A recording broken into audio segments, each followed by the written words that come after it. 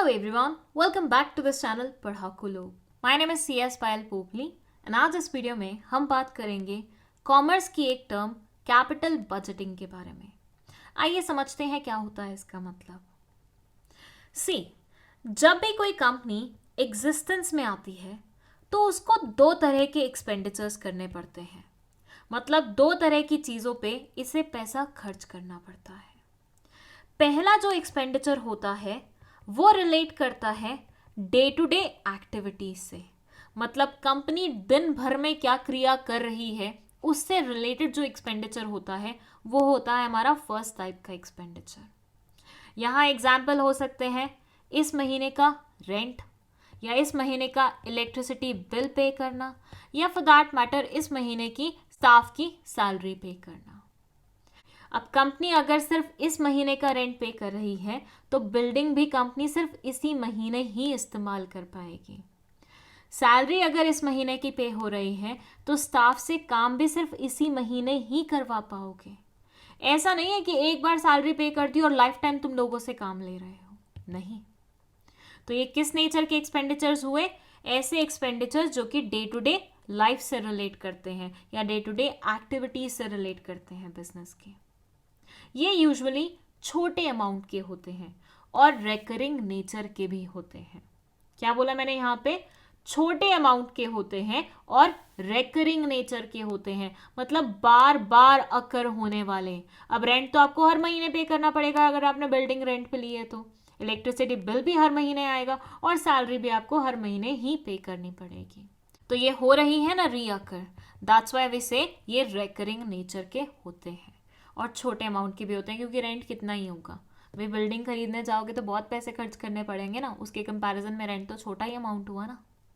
But वहीं पे कभी कभी कंपनी को ऐसे भी एक्सपेंडिचर्स करने पड़ते हैं जो कि लॉन्ग टर्म वाले होते हैं। अब इसमें क्या आता है? इसमें आ जाता है कि कंपनी ने डिसाइड किया पूरी की पूरी बिल्डिंग ही खरीदने का, तो बिल्डिंग खरीदने में लगेंगे बहुत सारे पैसे, और इतने सारे पैसे कंपनी जब किसी चीज में लगाएगी तो वो 2-4 दिन के लिए तो नहीं लगाएगी, ऑब्वियसली लंबे समय के लिए ही लगाएगी ना। जब भी कोई इंसान घर खरीदता है तो वो लंबे समय के लिए तो खरीदता है ना। ऐसा थोड़ी ना मैंने आज घर खरीदा कल बेच दिया। अगर मैं ऐसा कर रही हूँ तो मतलब मैं अंबानी से भी बहुत ज्यादा अमीर हूँ। ऑब्वियसली कोई भी इंसान ऐसा नहीं करता है अनलेस एंड अनटिल आप मिडिल मैन हो, और मिडिल मैन भी इतने फ्रीक्वेंट बेसिस पे नहीं चेंजेस करते। सो बेसिकली जब भी आप बिल्डिंग पे इन्वेस्ट करेंगे तो आप लंबे समय के लिए करेंगे, और ये लंबा समय कितना होता है? यूजुअली 1 साल से ऊपर का होता है। जब भी आप कोई महंगी मशीन खरीदते हैं तो अगेन वो 1-2 दिन के लिए तो नहीं खरीदते हैं, वो भी आप लंबे समय के लिए खरीदते हैं ना। तो ऐसी मशीन में इन्वेस्ट करना या बिल्डिंग में इन्वेस्ट करना लॉन्ग टर्म इन्वेस्टमेंट कहलाई जाती है। और ऐसी लॉन्ग टर्म इन्वेस्टमेंट पे जब पैसा खर्च होता है तो उसे हम बोलते हैं capital expenditure. So capital expenditure और लॉन्ग टर्म इन्वेस्टमेंट कुछ नहीं है। जब हम लंबे समय के लिए कोई चीज खरीदते हैं, किसी चीज पे पैसा स्पेंड करते हैं, तो वो जो पैसा स्पेंड किया है उसे हम कैपिटल एक्सपेंडिचर बोलते हैं, और जो चीज हम खरीद के आ रहे हैं उसे हम बोलते हैं लॉन्ग टर्म इन्वेस्टमेंट। अब इसके एग्जाम्पल में बिल्डिंग हो सकती है, घर हो सकता है, या फिर मशीनरी हो सकती है, कुछ भी हो सकता है। ठीक है, सो आया इतना समझ में कि कंपनी अक्सर दो तरह के एक्सपेंडिचर्स करती है। One relates to day activities, दूसरा लॉन्ग टर्म वाला होता है। अब कैपिटल बजटिंग में ये डे टू डे एक्सपेंडिचर्स का कोई लेना देना नहीं है, तो इसको काट देते हैं। यहां हम सिर्फ बात करेंगे हमारे लॉन्ग टर्म इन्वेस्टमेंट्स के बारे में। ये क्या बोलते हैं? अब यहां इमेजिन करो एक कंपनी है जिसका नाम है ABC limited. ABC limited company basically एक लॉन्ग टर्म इन्वेस्टमेंट डिसीजन लेना चाह रही है। ये डिसीजन रिलेट करता है मशीनरी से, मतलब बेसिकली बहुत टाइम से ये प्रोडक्शन इंक्रीज करने के बारे में सोच रही थी, जिसके लिए इन्हें नई मशीनरी खरीदनी थी। अब मार्केट में बहुत रिसर्च करने के बाद इन्होंने शॉर्टलिस्ट की 2 अलग अलग मशीनें, लेकिन इन दोनों में से खरीदनी थी इन्हें सिर्फ एक। ये है आपकी मशीन ए, ये है आपकी मशीन बी। तो एबीसी लिमिटेड कंपनी को ए या बी में से सिर्फ एक मशीनरी खरीदनी है, क्योंकि ये काइंड ऑफ एक दूसरे का सब्स्टिट्यूट है।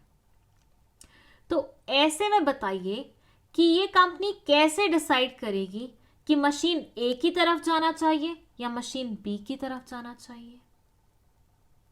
इसका आंसर लाई करता है एक प्रोसेस में। यस, आंसर तक पहुंचने के लिए कंपनी को एक प्रोसेस अपनानी पड़ेगी। इस प्रोसेस के होंगे 2 स्टेप्स। कौन कौन से स्टेप्स? पहला स्टेप होगा कि कंपनी को यह देखना पड़ेगा कि किस मशीन के साथ कितना रिस्क एसोसिएटेड है। मशीन ए खरीदते हैं तो कंपनी को कितना रिस्क उठाना पड़ेगा, और वहीं पे अगर मशीन बी खरीदते हैं तो कंपनी कितना रिस्क बेयर करने वाली है। सिंपल सा लॉजिक है, जिसका रिस्क कम होगा कंपनी की वही प्रेफरेंस होगी। लेकिन बात यहीं खत्म नहीं होती है। इसके आगे कंपनी को यह भी देखना पड़ता है कि कौन सी मशीनरी से कितना रिटर्न मिल पा रहा है। तो भी मशीनरी ज्यादा रिटर्न जनरेट कर पाएगी, वही होगी कंपनी की प्रेफरेंस। तो सिंपल सा लॉजिक है, ज्यादा रिटर्न कम रिस्क जो भी मशीनरी से मिलेगा, कंपनी वही वाली मशीन के साथ आगे जाना प्रेफर करेगी, और कंपनी की लॉन्ग टर्म इन्वेस्टमेंट डिसीजन की चॉइस भी वही होगी। अगर मान लें यहाँ पे मशीन बी ज्यादा रिटर्न जनरेट करके दे पा रही है लेकिन रिस्क इसमें कम है, तो एबीसी कंपनी इस मशीन को खरीदना पसंद करेगी। पर मुद्दा अभी ये नहीं है कि कंपनी ने कौन सी वाली मशीन खरीदी। मुद्दा है बेसिकली ये प्रोसेस, जिसको अपना के कंपनी इस नतीजे तक पहुंच पाई। ये जो प्रोसेस है ना, वही तो है हमारी capital budgeting. Yes, capital budgeting is nothing. Long term investment लेते हुए कंपनी जो प्रोसेस अपनाती है, जिसके चलते हुए वो कैलकुलेशंस करती है, कंपैरिजंस करती है, रिस्क और रिटर्न एसर्टेन करती है, उसे हम बोलते हैं कैपिटल बजटिंग, कॉमर्स की लैंग्वेज में।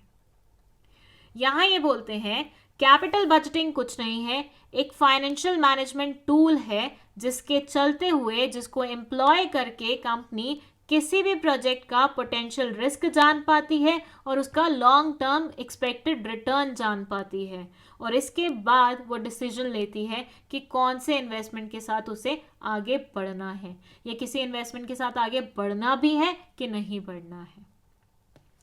It involves examining a project's cash inflows and outflows. किसी भी प्रोजेक्ट से रिलेटेड कितना कैश इनफ्लो होगा, कितना कैश आउटफ्लो होगा, वो सब भी यहाँ पे देखा जाता है।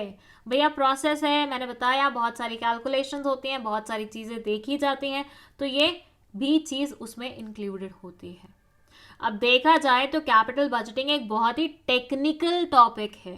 टेक्निकल एस्पेक्ट आपको हो सकता है पढ़ना भी पड़े अगर आप आगे चल के कॉमर्स की फील्ड में सीए सीएस करते हैं तो, बट फिलहाल के लिए मतलब के लिए इतना काफ़ी है। चलिए इस वीडियो में बस इतना ही। वीडियो पसंद आई है तो लाइक का बटन दबा दीजिए, इसे अपने दोस्तों के साथ शेयर कर लीजिए और चैनल को भी सब्सक्राइब करते हुए जाइएगा। और अगर आपकी कोई स्पेशल डिमांड है किसी टॉपिक से रिलेटेड तो let us know in the comment section, और कोई डाउट भी है तो मेंशन कर दीजिएगा कमेंट सेक्शन में ही। That's it. Thank you so much for watching this video.